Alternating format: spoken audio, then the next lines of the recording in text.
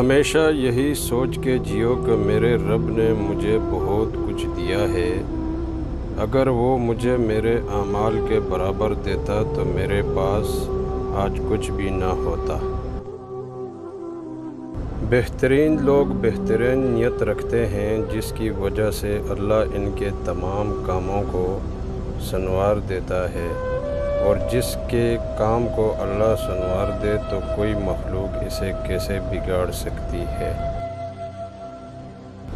جو مصیبت ہمیں اللہ سے دور کرے وہ سزا ہوتی ہے، اور جو مصیبت ہمیں اللہ سے قریب کرے وہ آزمائش ہوتی ہے۔ مشکل وقت میں ہمیشہ دعا کیا کرو، جہاں انسان کا حوصلہ ختم ہو جاتا ہے وہاں سے رحمت خداوندی شروع ہوتی ہے۔ انسان کی تمام پریشانیوں کی وجہ مقدر سے زیادہ چاہنا، وقت سے پہلے چاہنا، قناعت پسندی کی کمی ہے۔